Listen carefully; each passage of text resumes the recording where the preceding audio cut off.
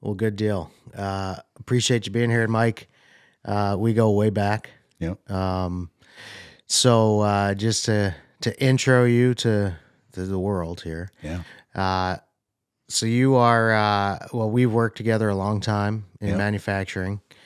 You are in your industry. You are more or less the preeminent expert in your field. You've been doing it for what 30 something years, and you'll probably Almost 30 now. yeah, pretty wild. Yep. You've taken on a number of roles throughout between being in the manufacturing floor, then to sales, and ultimately to being the chief operating officer and leading the company on the day-to-day basis and doing it very successfully. And so we've had that relationship, the working relationship. We also have our little two-piece ensemble. Yep. We are going to be discovered Snake eventually. Bite Yep. potentially is the Snake working Bite. name, as Yep. but Yep. to be determined what the name will be. And then in addition, we've been friends for a long time as Yep. well. Got the families together, and I've gotten to know a lot about you, and probably vice versa. But so I'm really excited to talk to you today. We have a lot of deep discussions Yep. that I think are pretty neat, and probably some topics that we'll dive into even deeper here today. But Yep. awesome I'm to have you excited here. to be and- here. Yeah, And, appreciate it. I know that we talked about this other topic. Yeah. Aside from what you just described as our experience together. Right. But this is like my own personal. Yeah. Well, so experience. yeah, you've had Yep. sort of a very deep experience in your life Yep. with illness and loss, and that's something that you emerged from pretty remarkably with the attitude that you have. Yep. The positive attitude that you have and maintain through that, which is very interesting. And I think as it relates to the conversations I'm always trying to have with people is how do people get through these things? How do people become leaders and successful? And you've done that in spades. So Yep. be neat to dive in. But I guess the first thing is how you doing? Good, great. I'm excited to be here. I'm excited to have these conversations. And it's always been a pleasure to work with you and know you. So We've been through a lot. yeah, we have a lot We've of been lot of through a different lot. things. Yeah, The cyber attack, obviously, that was a big one, and that stressed everybody to the brink. And it took a lot of people to hold things together. You being one of them. That was it was an interesting imperative. time. But just like the various experiences, I think what they have in common is what you take from them. Yeah. And how they help you grow as a person or in your industry or just personally. Yeah. And I think that's the common thing between all these different experiences is Right. is that self growth and what you take from it. Right. So start with this, and we'll go like chronologically here. But so just describe your venture through manufacturing at Bernal and how you got from sort of when you were a kid, Yep. an 18-year-old punk, or maybe Yep. younger, Yeah. working with your dad. Yeah, I was kind of like an old soul punk. That's what everybody's always said. But second generation tool and die. My dad was in this industry that I'm in. That is Detroit as fuck. Yep. That is Detroit as fuck. I am a second generation tool and die. I'm actually third generation. That's pretty cool. So my grandfather was a tool and die guy as well. Really? Just I never a little knew that. different industry. Yeah, he manufactured real tight tolerance carbide tooling. Wow. Yeah, and that's that what- would have been when doing that would have been even more so he remarkable. came. Yeah, so he I came don't know how you do that. to Detroit because his generation. That's Wow. that's what they did. They all came to Detroit. It seemed because that's where all the industry was. Yeah. Well, yeah. I mean, that's why it's Detroit as fuck. Yeah, yeah. So anyway, yeah, you started there, third generation. Third generation, second in this company. But yeah, my dad was a 40-year guy. Approximately when he was at about 20 years, that's where I came in as a teenager. I was given an opportunity. It was never my intention to be there or stay there. it was just an opportunity to make some money as as him and I restored my first car together. So I just needed money It's also Detroit as fuck. to build the car, yeah, to get it done so I could drive it when I turned 16. So, but anyway, yeah, so I got the opportunity to go in there with like zero intention of that being my career. My focus as a young guy, I always wanted to help people. I always wanted to do something that I felt was meaningful. And at the time, meaningful to me meant I wanted to be a fireman. I went to school to be a first responder, fireman. That's what my intention was. However, at that time, it was hard to get into departments. Right. I started my family young, so I needed a steady gig, just like my dad. Wow. So that's what kind of kept me in it. And before you know it, you get to a certain level, comparably to a fireman's salary or whatever. You start looking at it that way, and you're like, okay, well, I'm already there, So Right, I'm gonna continue down this path. Yeah, It's it been good becomes to me. hard. It's stability is what you're looking for with a family, So Yeah. so I stayed, and I was always given so much opportunity in this industry, so it was pretty hard to ever get away from it. Yeah. Well, and you excelled in it. But it's funny you mentioned like the sort of that empathy thing or the giving nature. It's definitely your nature. I don't know if you've always been like that. I assume so. That's just the way it is. I just have a lot of Is pride. that were you raised to be that, or you think you were naturally that? Or? I wouldn't. I don't know. I think we're all just who we are, when we're born. Right.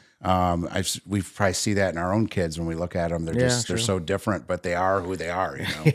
Right from birth. true. That's so. But yeah, that's always. And then so that wanting to help people and that almost that empathetic side of me is just kind of what I use to manage my different opportunities in the industry too. Yeah. Because you did a number of years on the floor. Yep. Becoming an expert on the product, and then you moved. Was it directly to sales from there? Or? So I started out just doing general labor around the floor. That would be shoveling chips out of machines, changing coolant, just whatever they needed me to do. And then my dad, who ran the kind of like the die repair portion of it. He's notorious there. I went into his department, learned how to weld, learned how to sharpen, learned all the ins and outs of the tooling itself. And then from there, I was given an opportunity to learn how to assemble the machinery and assemble the dies into the machinery and stuff. So I spent a majority of my time there, actually. So I spent about 3 or 4 years in the die portion, and then I moved into actually the assembly portion of the business, and I spent about 18 years there. Then I was given my sales opportunity. Okay, yeah. And after a couple decades, yeah.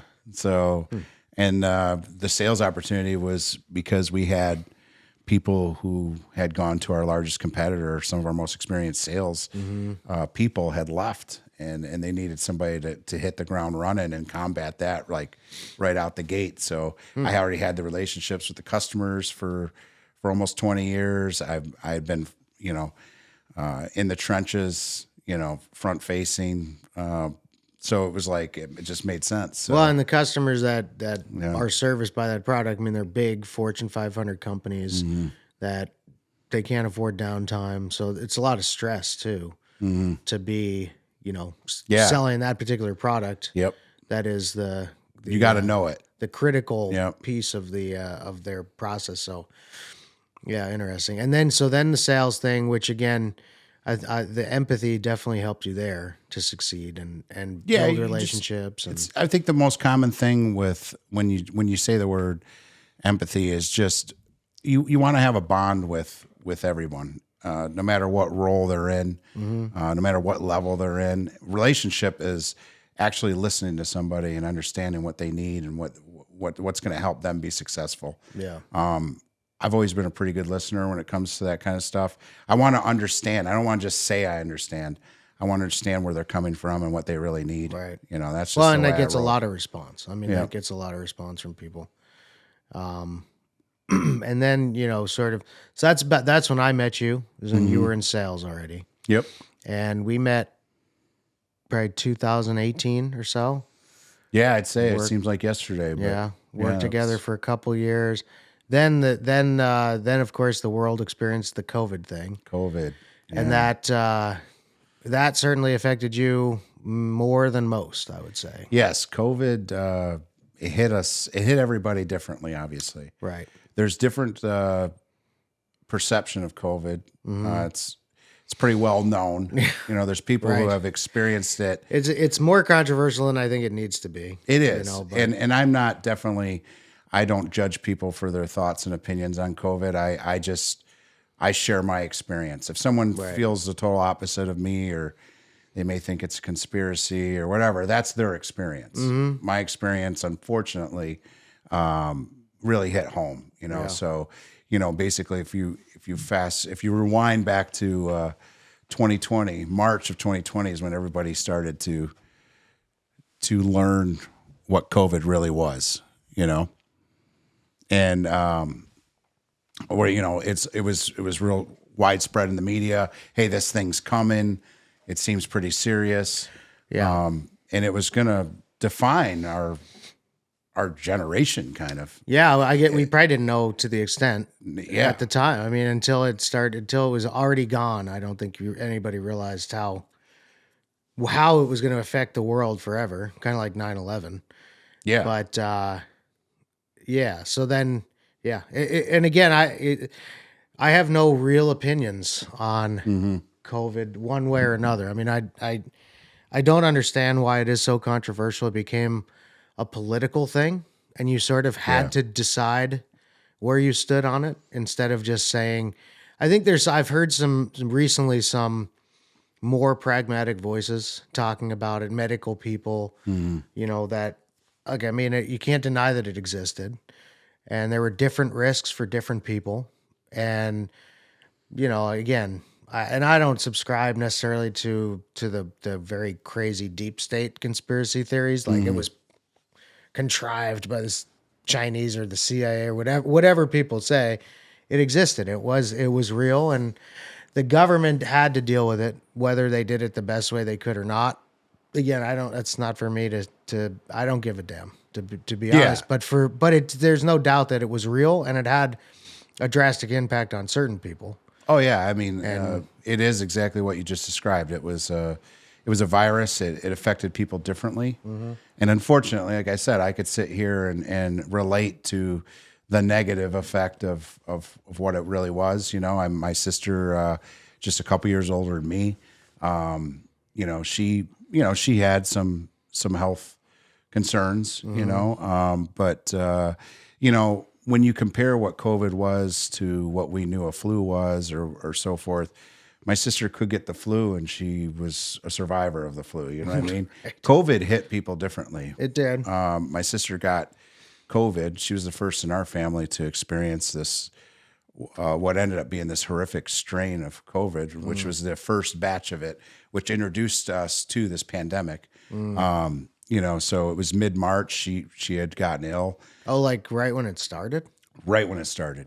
She was working in a So this is pre-vaccine. Probably Yeah, didn't this even- is probably when- pre-talking about it. this is basically when it all hit the media and we were learning about this thing that was coming. It was kind of this wave of uncertainty. Yeah. No matter, now the dust has settled and people can take their stance on it and you know, announce how their feelings are about it. Yeah, and it's true. Like the first couple months, I don't really think it was a political thing.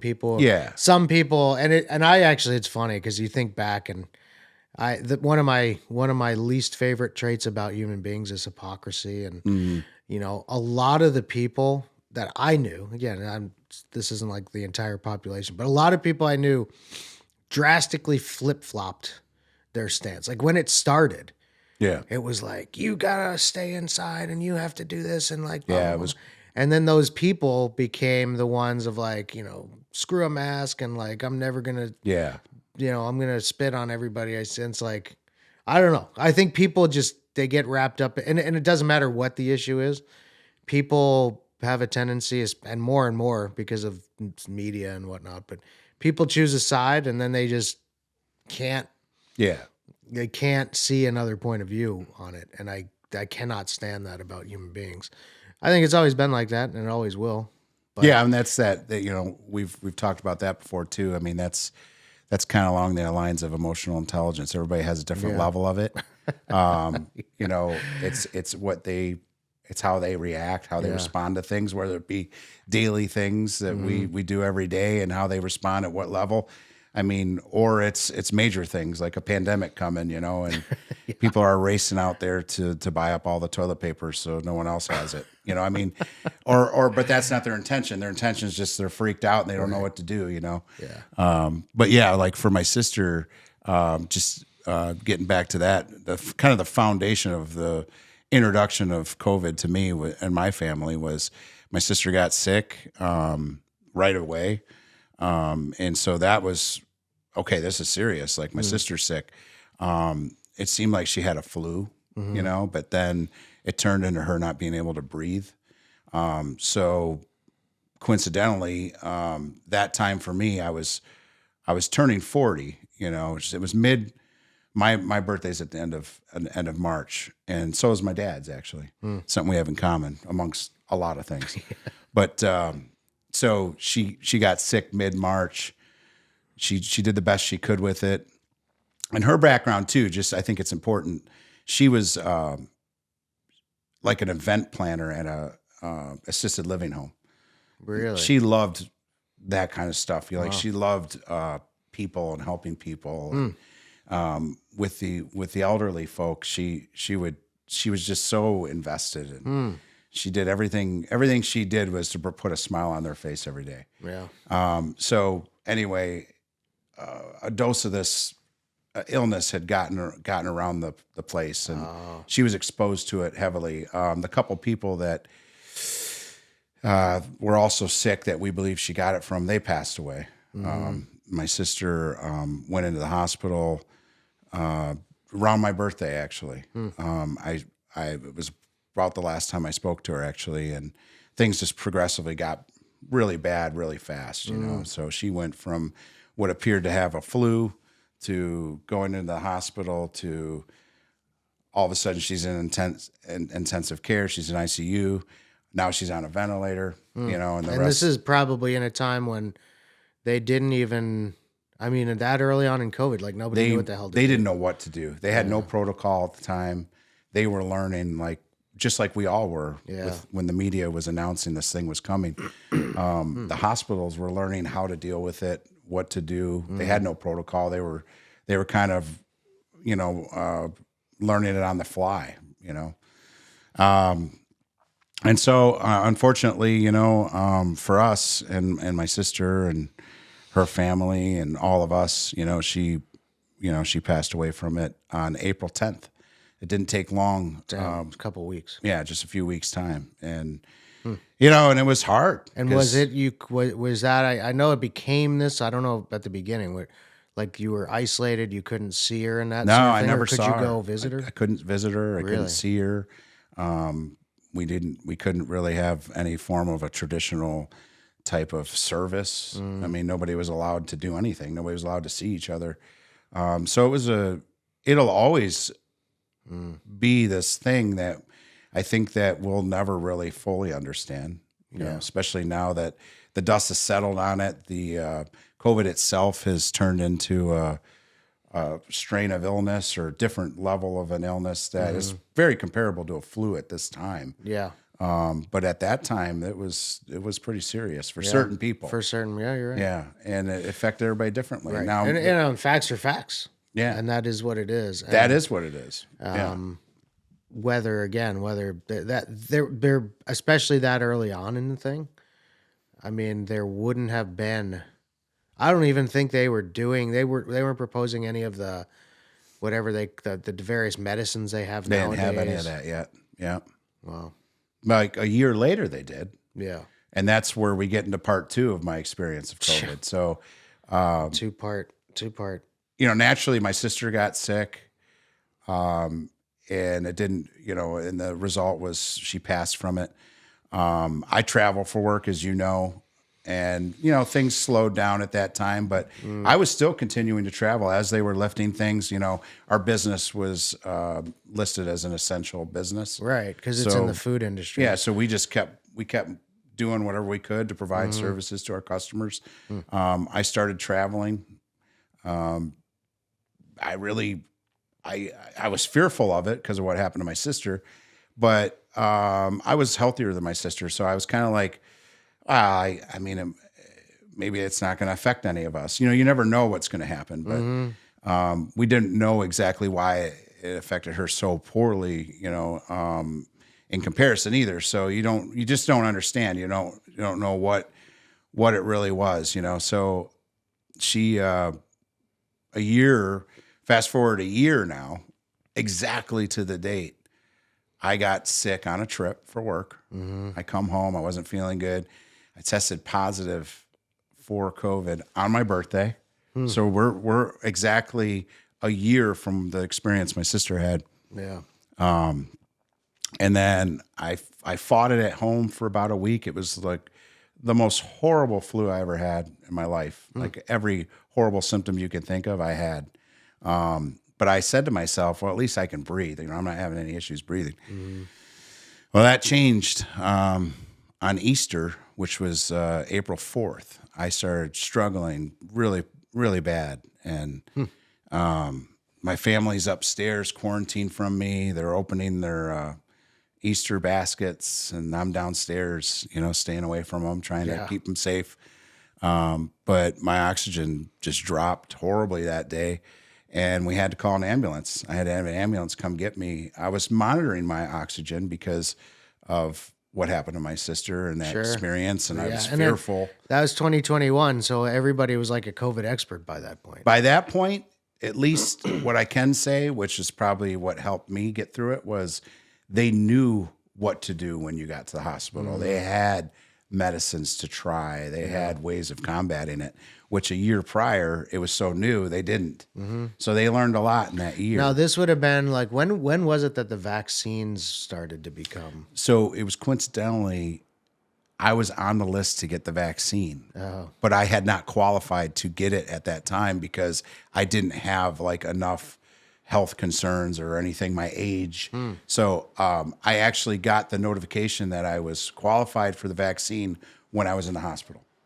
So I got the notification, oh, you're qualified now. But it was, and I was going to get it regardless because of what happened to my sister. Sure. Because, you did hear a lot of stories where people, whole families were affected, and affected the same way. So, but luckily for me, obviously I'm sitting here right now. The result was different. But I was going exactly down the same path she went down. I went, within a few days, I was in ICU. But the difference for me was I never went on a ventilator. I was on what they call an airvo machine, which pumps about 60 to 80 liters of oxygen into your lungs to try to keep your levels up so you don't have to go on a ventilator. And I fought as much as I could to breathe. That was my focus. I didn't sleep. All I did was think about getting back home to my kids. And so you were in the hospital isolated? Nope. Yeah. For how long? I was in the hospital for approximately 16 days. 16 days? Yep.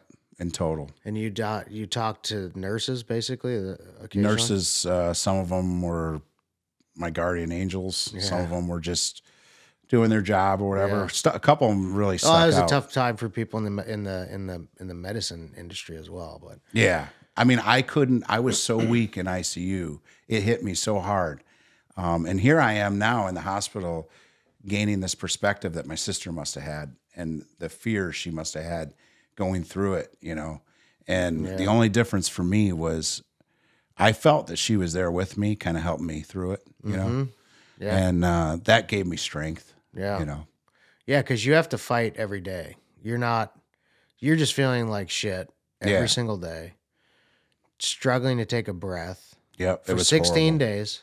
For 16 days. But what do you think about? Like, I mean, you got to go into, do you have a TV at least, or?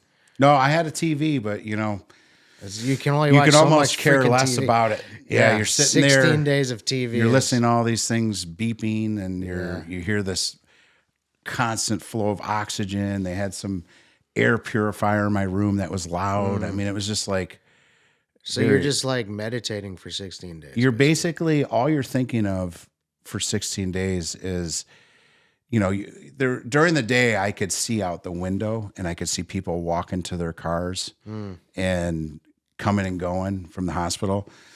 And you're thinking, God, I wish I could just do the most simple thing right now. I wish I could go to the bathroom without the nurse helping me. You know, if I stood up out of the bed, my oxygen would drop into the 70s. So I couldn't even stand on my own. I had to have help to go to the bathroom and everything. And it really puts you in this place. Like, my personality. So, I like to control things, and controlling things is how I get things done at the level of my expectations, Right.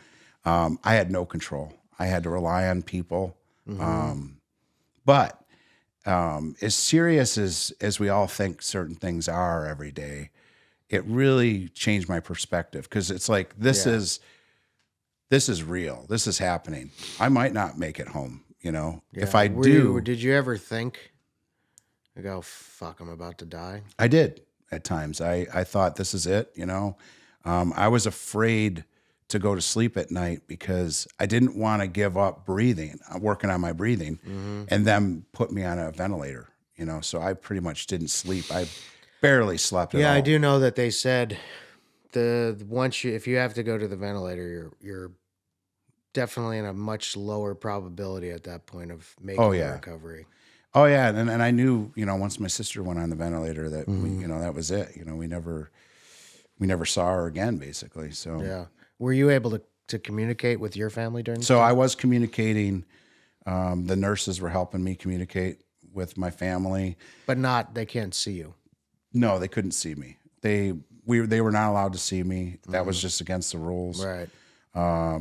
Even if I was out of ICU and I was on a regular floor, that whole quarantine thing, I mean, nobody was allowed to visit you. The spread, they were trying to avoid spread of it or whatever. The protocol just was, you're in this alone, that's it. How do you eat? What are you eating? Well, to be honest with you, I wasn't really hungry. All I wanted to do was you're breathe. Not burning calories, yeah. Yeah, so all I wanted to do was breathe. Like So you would wake up, right? You just wake up in the morning and just start thinking about breathing. So basically, I was never really asleep. I was literally awake 24/7. I mean, would I doze off for 20 minutes at a time? Yeah, I'm sure there would have been some sleep state involved, but not a real.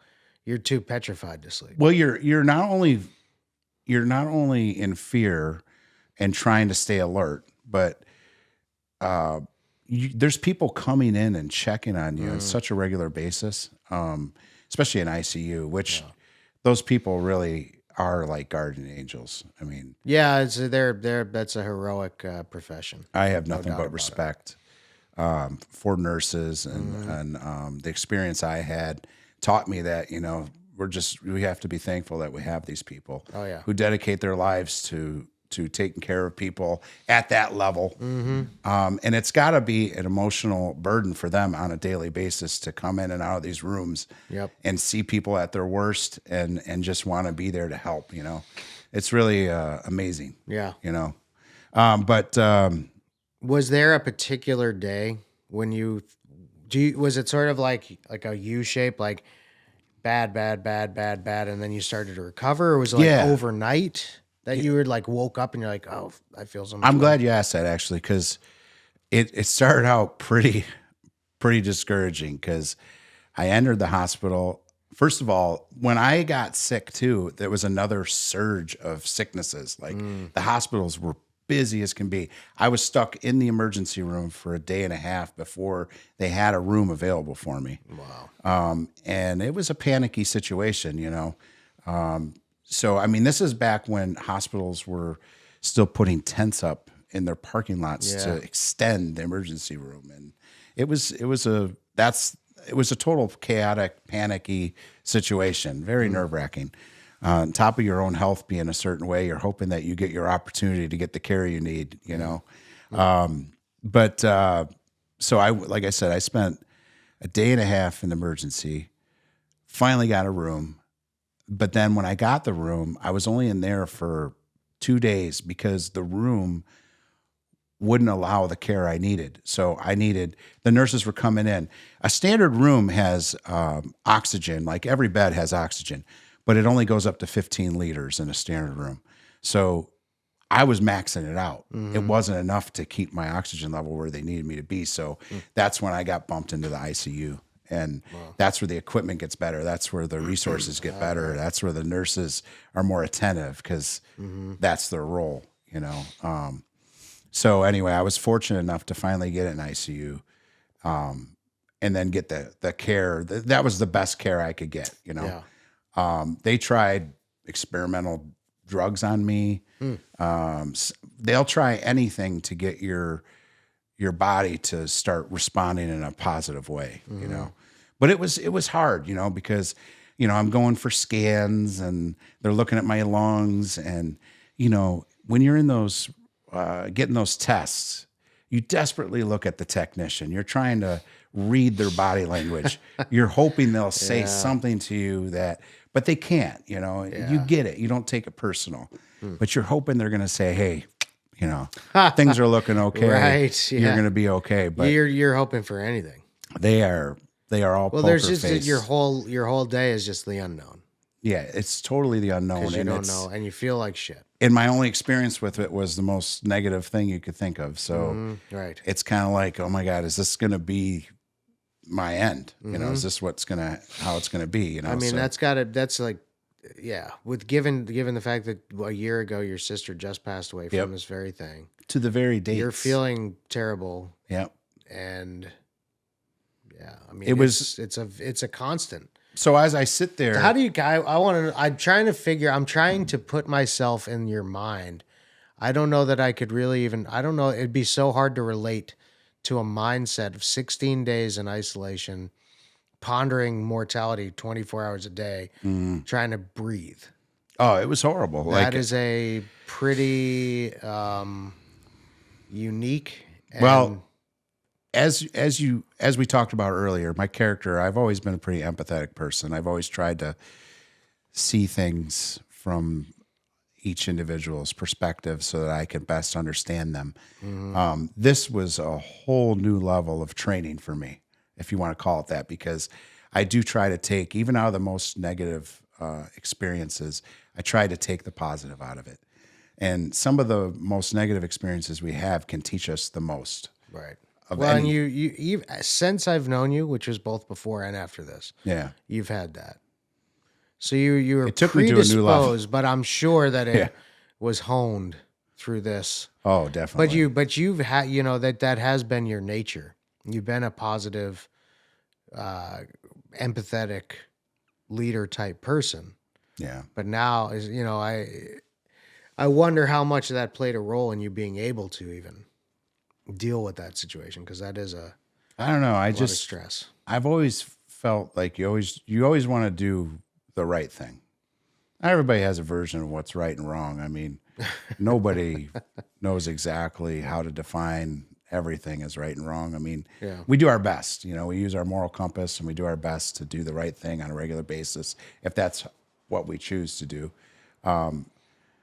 In this case, I feel like COVID being the most horrible experience of my life taught me, and I try to remember, because when you do finally recover and you heal, it's easy to fall back and default back into your old ways, your old thought process. Right. You start to prioritize the wrong things. Yeah. You know, we should always prioritize our families first, our jobs second. I have had a tendency to prioritize my job first in several. I think it's easy to do. Yeah, it's easy to do. It's admirable, but at the end of the day, your family is what's most important. Yes. You know? And it's so that day that you did recover, was it an overnight? Like you woke up and you're like, I feel like $1 million, or was it like, no. No. No, So was it definitely a wasn't. gradual, and then one day they're like, "Hey, you're good." I Did you appreciated. feel ready when they said you were good? Like, how does it work that you pull out of that? Do you remember Oh yeah, feeling when? Okay, here's a good way to phrase this. When did you feel a sense of relief of like, I'm out of the woods? I know now that I'm not going to die from this. I appreciate that way of summarizing all those thoughts just now because basically, so I'm watching the board every day. The nurse comes in, writes the date, and unfortunately for me, even the mindset I have and the way I compare things, I'm thinking of my sister the whole time. Like Yeah. I see the date, I think a year back to what was happening to her on that date. Yeah. I'm thinking to myself, how wild is it that I'm going on this? I'm having this experience during the same dates and time frame that she did a year prior. My only experience of this is what happened to her. So now I'm sitting there gaining my own perspective of this and experiencing it firsthand. And I'm watching the dates every day as they come in. The first thing I do every day is think about her on that date. And then I sit there and think about what I'm going through. The day that she passed away, which was April 10th of 2020, happened to be coincidentally the day that I started to make a turn in ICU. And and this is where I'm going to describe that to you now. So I've got 60 to 80 liters of oxygen. How you measure yourself every day is how much not oxygen do I need to be at a certain level of oxygen in my blood. So when they come in and they tweak the machine down, they're like, "Hey, we're going to try to wean you down today," and your oxygen doesn't drop, that's your success for the day. So it's like, oh wow, yeah, that's great. And you can't wait to text your family and tell them the good news because Right. all they want to hear is that you're making progress.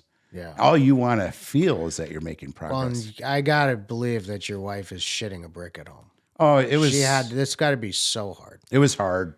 It really does. And so, yeah, you want to give them good news Yeah. as much as anything. And it's hard because, when you're sick, you think about how you want to get better, but you also think about how you're letting your family down and you have no control. Everybody that's sick feels that way. Of course, it's not true, but it is funny how you think that. Yeah. I mean, you want to have control. You want to be able to call them and say everything's going to be okay, Yeah.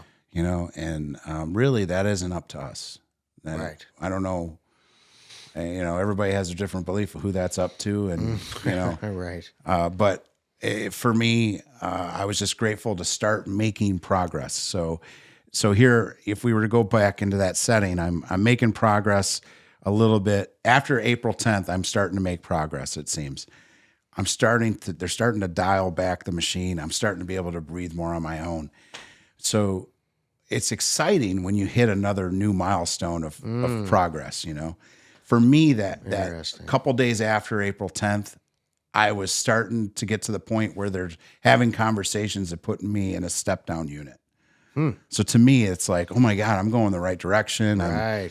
I can beat Did you this. feel any different? Did you feel better in your body or anything? Or My body, it was the most draining experience of my life. So I felt weak, but all I cared about is that I could start to gain control over my breathing again. So that was the gauge for everything.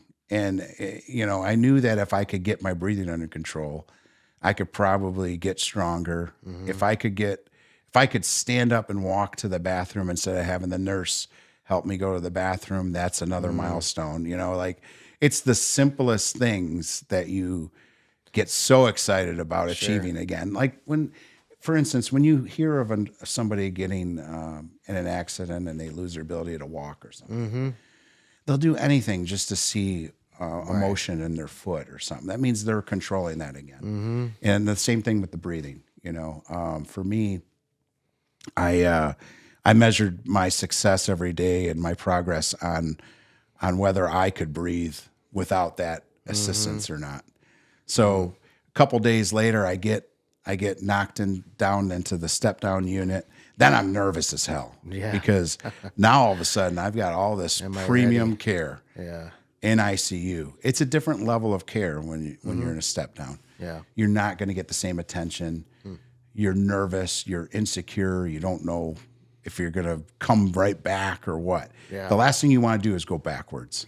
So lucky for me, it just kept continually getting better. Like I did get to a point in the step down unit where I felt comfortable sleeping again. So that was another success, because it's like, okay, I got Well, and this. probably that's probably one of the most helpful things you can actually do, because that's when your body heals itself. It really is, yeah. I mean, believe me, I can understand why you wouldn't want to. Mm-hmm.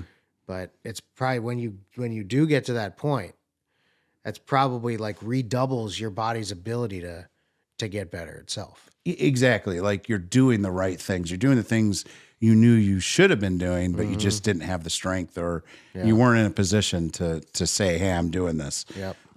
But in the step down unit, I started to gain more strength. The strength came from the breathing. So they kept weaning me down. The oxygen was going. So now I'm in a room that I told you before only gives you 15 liters of oxygen. And that was doing it for me. And then they would lower it down. And then, so before you know it, I'm texting my family all excited because I'm on 12 liters of oxygen. Or I'm texting my family because I'm all excited that I'm on, 7 liters. It's like, hey, I'm going to be okay.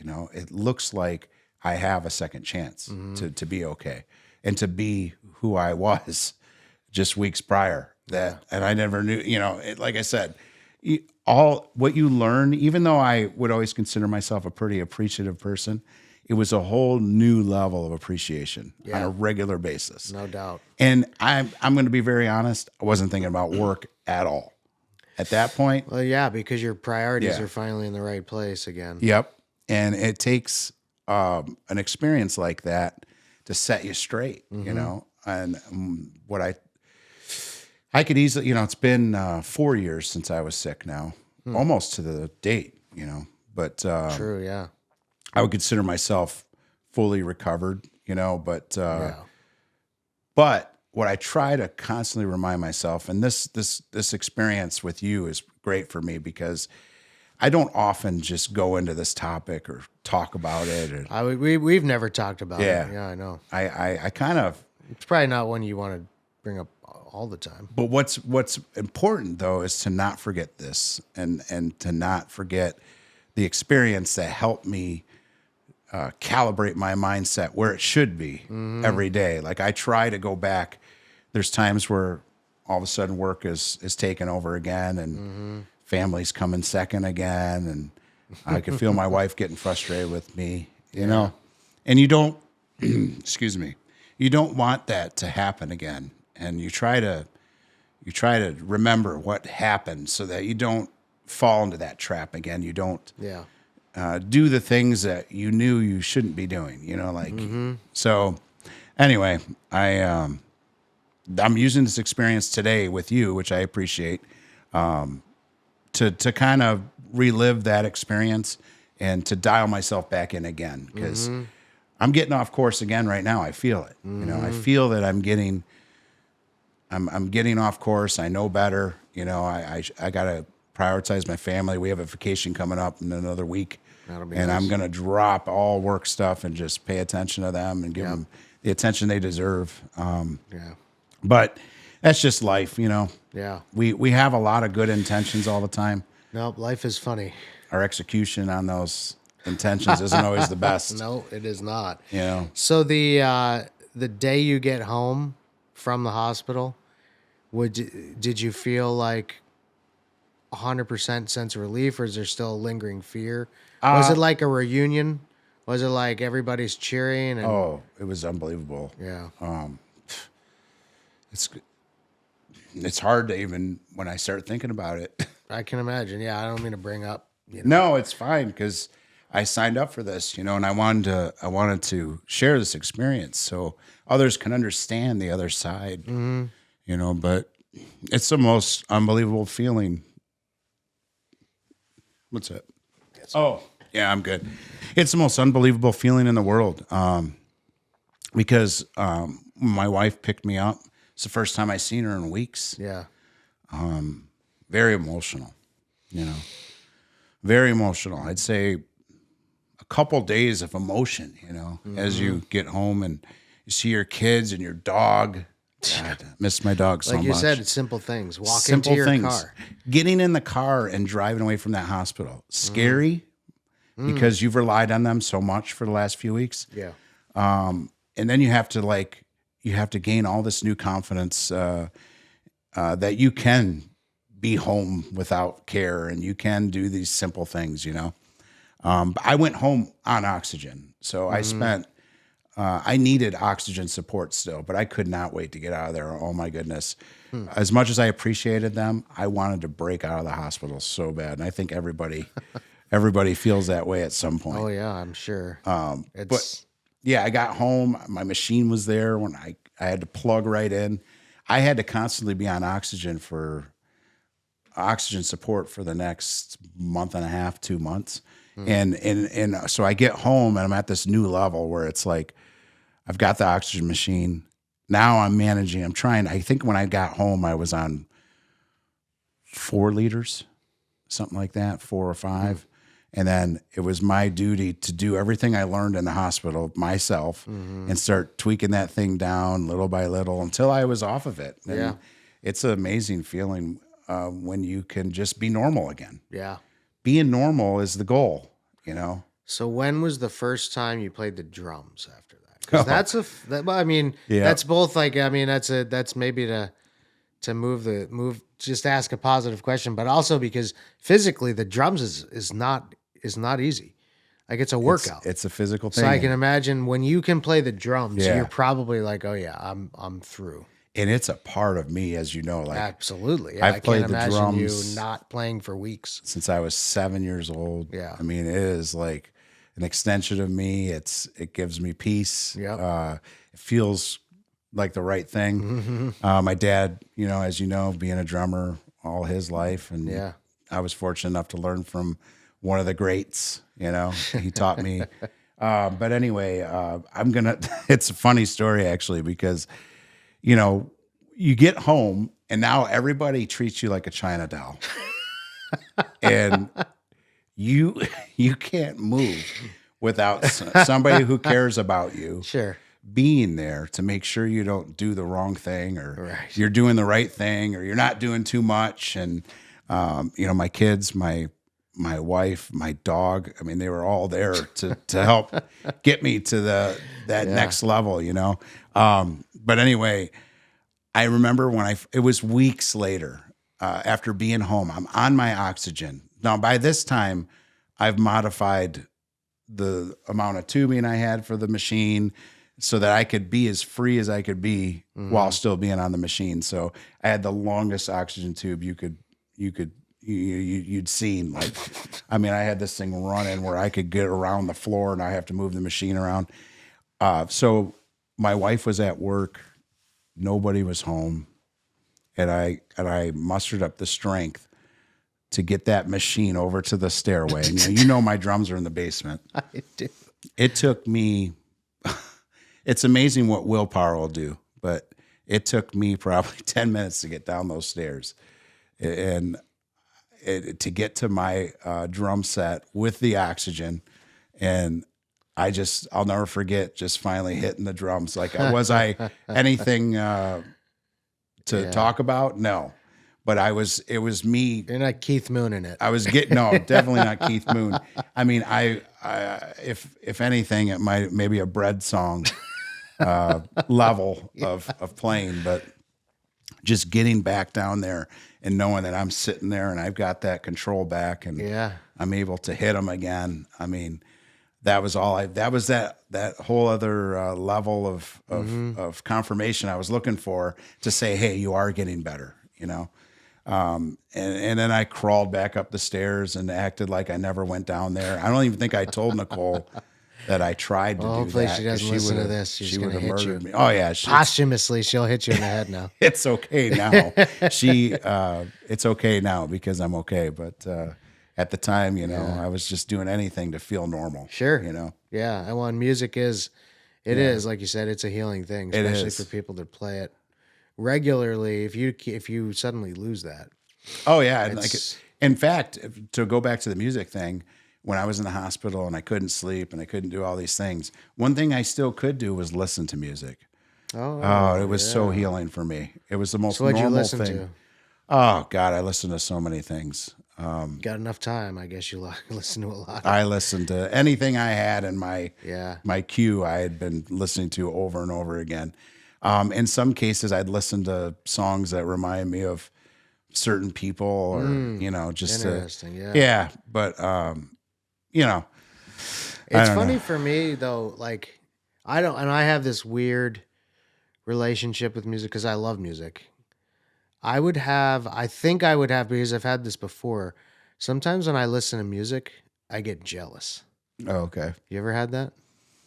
I get jealous because I'm not playing it. Oh, yes. You know what I So mean? Like yeah, I'm yeah. like, I wish I was the one playing that. And I it's can it's relate to that. weird.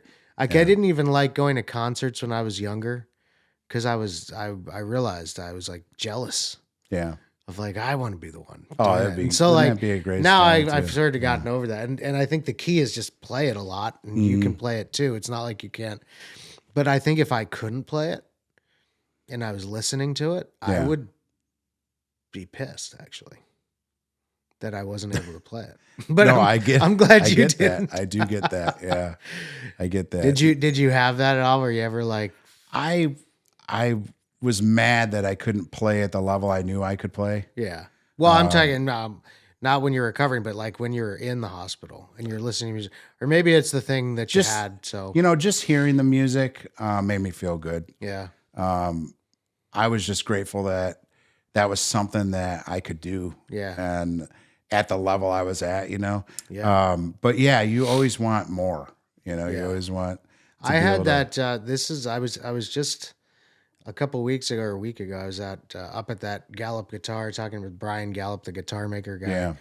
And we were talking about, so when I started playing the guitar, and I had, I grew up like in the band. I went to college on a music scholarship, and then I stopped playing basically for like, I don't know, more than a decade. I didn't play any music really to speak of. And then we met, and I sort of was trying to play the bass again, and I sucked because I hadn't played for a decade or whatever. But You held your own though. whatever. And then, I went home. It was for my mom's funeral. And that's when my dad had his guitar and he gave it to me because he doesn't play it anymore. And I remember that. telling my wife, I was like, I realize right now that the thing that's missing in my life is music. I haven't played music in so long. And then I just, now she would tell you I probably play it too much. You dove in head first. I'm a witness to that. But As I do, but I enjoy the heck out. I mean, it really is like to me there's nothing that that does that. I consider that in a weird way like that was my mom's gift to me, like yeah, her thing of like you got to get back into this. So yeah, coincidentally, life, the way that life works, whatever it is, but that was how was my dad had this guitar. I don't even remember what made me try to play it. yeah. Actually, and I remember, it wasn't even out. It was in the case. I asked him to get it out. I like had to look up how to tune it because I didn't even know what the strings were. Yeah. What notes each string was supposed to be. And then, of course, the first thing I tried to play was Simple Man, which is Oh yeah. kind of a difficult song to play if you've never played the guitar. Now, was there a particular reason you chose that song? I don't know. I don't. So this is Yeah, weird, 'cause- and I'm not into this weird shit, but I don't know. I don't remember why. Yeah. I mean, I love the song. I always have, and I love Leonard Skinner. I don't know why I wanted to play that song, and now it did occur to me a long time later Yeah. that was the song that me and my mom danced to at Yep. my wedding, which is pretty strange. But I don't know. Well, I think that we could relate these situations or experiences to a reason why or why not we're doing something. Yeah. But and that I think those things are real. I really do. Yeah, there's got to be something to it. I think there's a lot. I mean, look at you now. I mean, you could challenge Eric Clapton. Oh yeah, I could challenge him to if he was maybe a sleeping. thumb wrestling match or something. He'd probably still beat me at that. But No, but I do. Yeah, there's all these things too that are becoming more and more prevalent. And again, I'm not a religious person per Mm-hmm. se. I am not, but I do think there's some sort of, it's got to be some sort of universal energy Yeah, I that agree. connects and like now there's all these crazy things about remote viewing. I don't know if you've Mm, heard any of that. no. It's like, these government programs to have basically like psychics become spies because they can Oh, wow. remote remote into like the Russian embassy or something. But again, who knows? It could just be subliminal. It could be coincidence. It could be something cosmic. Who knows? But Yeah. you got to sort of take it for granted, in my opinion, and just roll with it. Well, Because whatever the reason, I'm glad you picked it back up me because too. it's been fun, It has you been. know, Yeah, we should do it today. and it's given me a whole new spin. I was the basement dweller for so long, and Well, it's just so much more fun yeah, to play music with people. it is. It It really really is. is. And like it's we've Yeah. become tighter just from Oh playing. yeah. And you start to, without like the subconscious, like you're connecting, you're Yeah. you're starting and stopping, You right? get a Without feel for necessarily the other even looking person. at each Yep. other. It's I mean that's the way the teamwork, and that's Yes. why I think all this stuff connects. Yes. Between the military, because the military is the same way. You end up training with these people Mm, for so long, doing all these drills on tactics to the point where when you start off training, you're yelling stuff, mm, and by the end of it, you can just like you're just like playing off the body movements. yeah. So that's how you can be more silent. Then you look at the way that organizations work, companies, Mm, and nothing beats repetition. no. And we've seen that certainly through our experiences at the company. Just getting it dialed in, and having something. If it's a new system, if it's a Mm, new team, if it's a new process, whatever it is, you rep through it.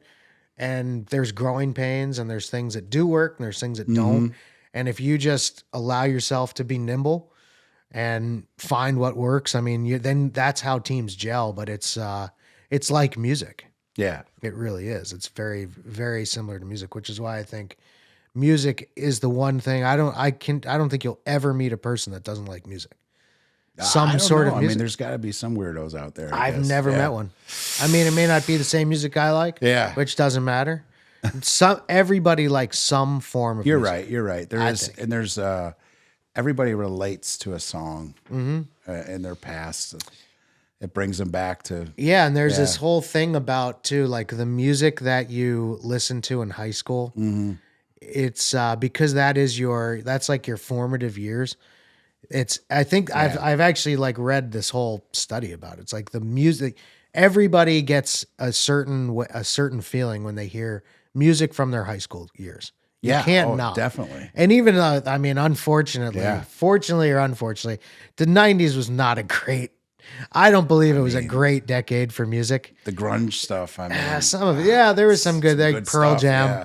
Pearl Jam's great. I love Yeah. Blues Traveler. There was Soundgarden, but yeah. a lot of the music in the '90s was just produced one-hit wonders. Yeah. There was a lot of But one-hit wonders, but Even if I hear some, better than Ezra song or some bullshit, it's like, oh yeah, I love yeah. this song because that was like my That's just- teenage years. that's what generations do. They compare Yeah. their generation to the one before. It's always But I actually, Yeah. for the one of the only things that I think is strange to say, I actually prefer. I'm glad. I think the culture of music has shifted in a better direction. yeah. I like the more new stuff because I think it's more musical. The- Yeah. It's less that cookie cutter. Like in the '90s, they figured out like 2 or 3 styles that worked. And then they just got 3 or 4 knuckleheads and like put them in plaid t-shirts and, have them play 2 or 3 songs. And Yeah, I guess that I was never really it. looked at it that way. Yeah, but yeah, But I think music now I think it's more musical yeah, and I enjoy, but I mean, that was also, I think, something new for probably our generation. Mm-hmm. Like I don't think our parents give a shit about the music from their parents, era. yeah. But I love, I love stuff from the '60s and '70s. I do too. Yeah, The stuff, the classic rock stuff from when our parents. I don't know how how or when that shifted, I because don't know. It's I guarantee you that my dad doesn't listen to Dizzy Gillespie or, I Glenn guess Miller or something. it's what you're exposed to. Like I was always exposed to a lot of different diversity of music in my family. They're very musical people. My kids, like they've over the years, whether they realize it or not, they've listened to like whatever Nicole and I are listening to in the house.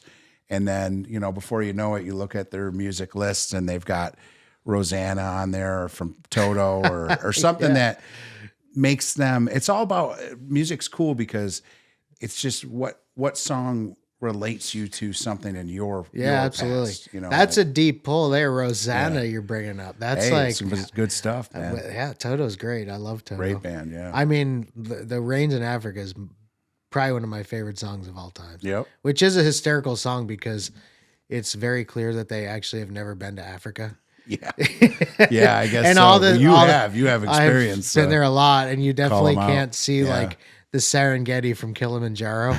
Yeah. But whatever, Yeah. it works. Yeah. But stuff. no, that's crazy. So then, in terms of the leadership stuff that you do now, which again you've got, and I've talked about this with other people, you have, you've got a natural leadership tendency, which again I think was certainly there all along. Yeah. How do you think about, what's your strategy when it comes to, building one, because you're leading both the customer relationship and the team that works for you. How often does that come into play? Like, do you draw from your experiences with the tragic stuff? What about, where do you draw your strength and your philosophy for I the think leadership stuff? If you were to summarize everything that you were just talking about, I would link it back to the kind of the emotional intelligence. You gain your emotional intelligence from your experiences, and then I try to use that in business practice, like with my customers. You may get a customer. First of all, we appreciate all of our customers, but sometimes I think in a certain setting or situation, you may get approached a certain way. You could very easily get defensive, or you just sit back and listen to them because people approach you in any way. There's something behind that situation that's motivating them to talk to you a certain way, or all you want to do is get down to the point. How can I help them? So regardless of how they approach you, you're trying to find the truth in between all that to identify how you can help this customer and get them back on track. The data, basically. The data. You want to be very objective. Things approach you subjectively on a daily basis, and you try to just find the root cause or the objective factors that exist that allow you to make a good decision. The employees, our employees that I'm fortunate enough to manage, they all have good intentions. They want to do good for the company. You just wean through the emotional part or the subjectiveness, and you try to, keep everything as objective as possible so that you can make good decisions. So it all links. That's the way I approach it every day. Yeah. My past experience helped me be stronger emotionally. It takes a lot to really rattle me. I've experienced a lot of things, and I've used those experiences to strengthen myself. So we've in the way I talked about the approach fact things. that wasn't always the case, though. No. Same for me. I mean, I used to be No. a bit of a nut. In fact, I take a lot of pride of the development portion of myself. And Did you work on that? Did you look around yourself one day and be like, I should stop being a nut? well, I do remember, being younger and not handling things the best way, not taking the appropriate approach to things. But that's how you learn, like I said, one of my favorite quotes is never make permanent decisions based on temporary emotions. When something's happening, it's always a temporary, the emotion part is always temporary. Yeah. It comes and goes. Yep. But the decisions you make during that time are usually, they could be pretty permanent. And so that's why I love that, and that's why I have that hanging in my office. Yeah. When people come in upset, I usually look over at the wall where that's at, and I want them to read it again. They all know it's there anyway, but I just want them to make the best decision possible. Yeah. And you got to wean through the emotions to do that. Yeah. You can't let the emotions drive the ship. You're gonna hit shore. That's true. Yeah. And I remember, and again, I don't necessarily think I put a lot of, I don't think I put a lot of deliberate effort per se into, because I was a hothead. I think if I better admit to it or somebody will call me out. You know what I mean? We all, and maybe that, yeah. and that's youth to some degree. Yeah. But then, and I don't think I necessarily was like, oh, I need to stop being a lunatic. But Yeah. I did focus on how do I actually get what I want in this situation? Yeah, that's a good way of looking And at I it. think Yeah. if you look at, even silly examples like The Godfather, but then there's millions of examples that everybody can draw from of people they've seen in leadership positions one way or another. And the guy that's freaking out and screaming and yelling and flipping tables over versus the guy that's very quiet. But for some reason, everybody's hanging on his every word. Yeah. That's who you want. That's who I determined that I would rather be that, because that guy's got actual respect. People are listening to him, and he doesn't appear. Now I view anger as a weakness. I used to think maybe in my youth that it was I'm going to show everybody how pissed I am. And I think it's natural to think that. yeah. You know? And then you realize, it's like Yeah. it's like the young bull and the old bull kind of. Yeah, it is. But you realize that it actually makes you look weak to be freaking out, and if you can maintain your poise, Yep. you end up looking a lot stronger. And but it's very hard to do sometimes. It can be hard. You get used to handling things that way just as much as you do. Originally, You you're begin used to exercise it. blowing up all the time. You get used to sitting down and just kind of making an assessment of what's going on. And what I try to do is just teach people how to respond that way. And I see a lot of appreciation from people. And then, you do gain a lot of respect from people when you take the time to help them learn how to approach these things, and that respect is what really makes a team strong. Yeah. Because now you've got all these people who are trying to do the same thing, which is, how do I be objective instead of just yelling out subjective comments? I mean, when you get, and it kind of goes right back to what you said about the military.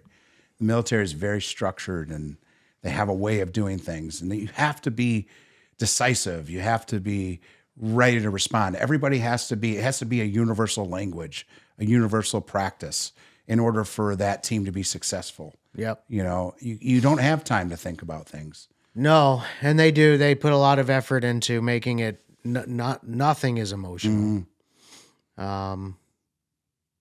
With pretty decent success, I would say, actually, in hindsight.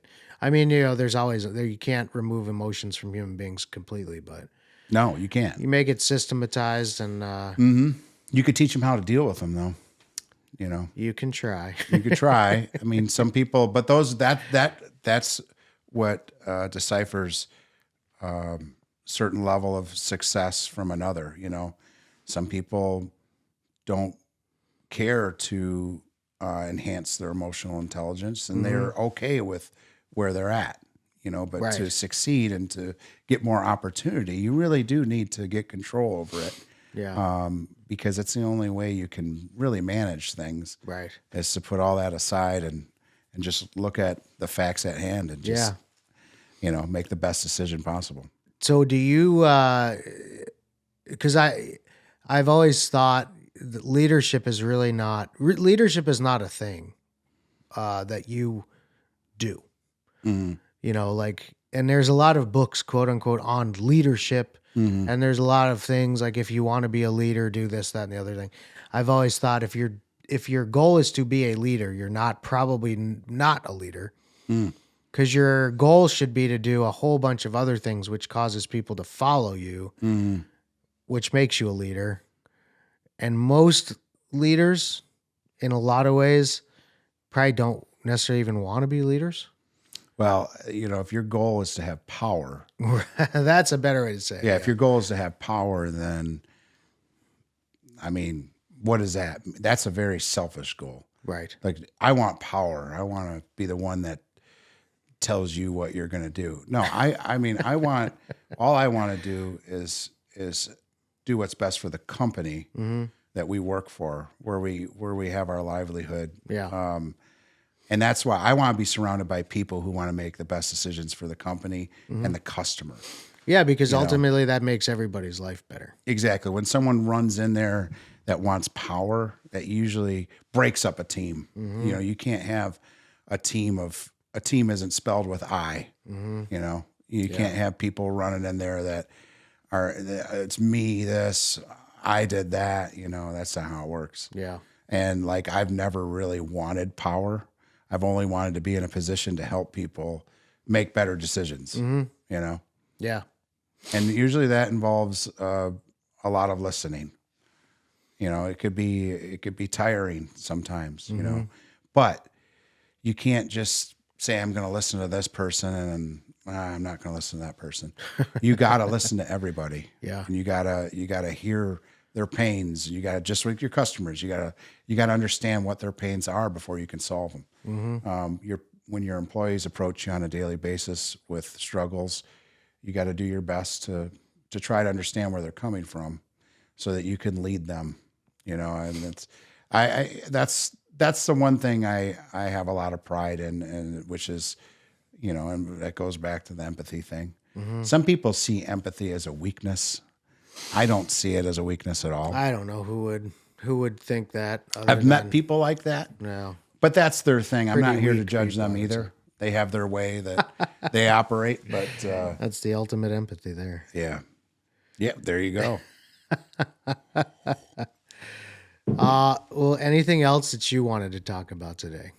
You know what? I just appreciate, for me at a personal level, I appreciate the opportunity to kind of share my perspective of COVID and its effect on me and my family.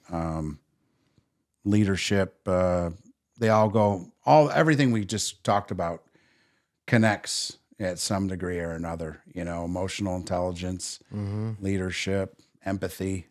And then just that, the COVID experience too, I hear people say it's conspiracy, and, I think it's important for people to have that opportunity to listen to someone's story that was personally affected by it, so they can, just give it a chance here. Just listen to what I got to say. I didn't make any of this up. Right. Would never want to make any of it up. Right. I'm not going to judge you for how you feel, but there is a real side to this too.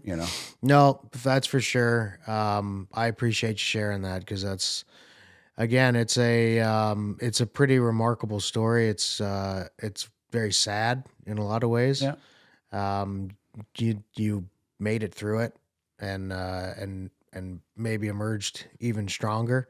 But again, it's facts are facts, and COVID, again, politics and whatever ideology and hypocrisy aside, it was what it was, and it was a real thing, and it had very real impacts on people. And I appreciate it, because I don't actually know anybody who probably had quite as negative as an experience as you did. I mean, it's pretty bad. Yep. So like I said before, as negative as it was, experience is an experience. Some of the most negative experiences teach us the most, and that's what I take from it. It just dialed me in to where I am now. And that's the only level of appreciation I could. That helps me get through it too. To take whatever positive you can out of a negative experience. You can't wish it away. You can't change it from happening. It happened. Yep. And, you either dwell on it or you learn from it, I don't know that we're going to get any better of a closing thought than that right there. So again, appreciate you talking today. Yeah, I It appreciate the was opportunity. as interesting as I knew it would be, and fun, and Yep. I appreciate it. All right. Well, I appreciate you and I appreciate this opportunity and thanks. Thanks a lot. Awesome.